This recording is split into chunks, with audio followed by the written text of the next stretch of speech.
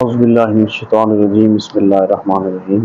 حضرات محترم، جیسا کہ میں آپ کو پہلے بتا چکا ہوں کہ ہماری افواج پاکستان دنیا کی سپر پاور فوج ہے۔ تو ہماری فوج نے جب انڈیا نے اپنا بزدلانہ حملہ رات کے 3 بجے کیا تو ہمارے پاکستان کے نوجوان فوجیوں نے اس کا بھرپور جواب دیا، اور ان کا جو سب سے بڑا رافیل طیارہ جس پر ان کو بڑا ناز تھا، ہماری فوج نے اس کو سب سے پہلے نشانے پر گرایا، اور ایک نہیں بلکہ 3 ان کے جہاز گرائے۔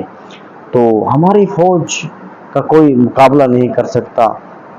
اللہ کریم نے ہماری فوج کی مدد نصرت فرمائی۔ تو انڈیا کی آرمی جو ہے وہ ایک بزدل آرمی ہے، جو رات کی تاریکی میں نہتے مسلمانوں پر حملہ کرنے والے لوگ ہیں۔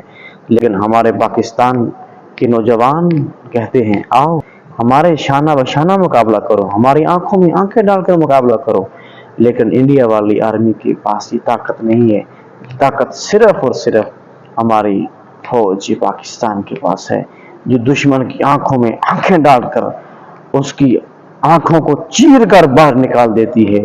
تو یہ صرف فوج پاکستان کا ہی کمال ہے۔ تو شاعر نے حضرت علامہ اقبال رحمۃ اللہ علیہ کیا خوب کہا، ستمگر ادھر آ تو تیر ازماں ہم جگر ازمائیں، ستمگر ادھر آ، ستمگر ادھر آ تو تیر ازماں ہم جگر ازمائیں۔ تو یہ بس اللہ کا کرم ہے کہ ہمیں اللہ نے ایسا ملک عطا فرمایا کہ جس ملک کی فوج بہت ہی عظمت والی ہے، جس ملک کی فوج شہادت کو اپنا رتبہ سمجھتی ہے، شہادت سے گھبراتے نہیں ہے۔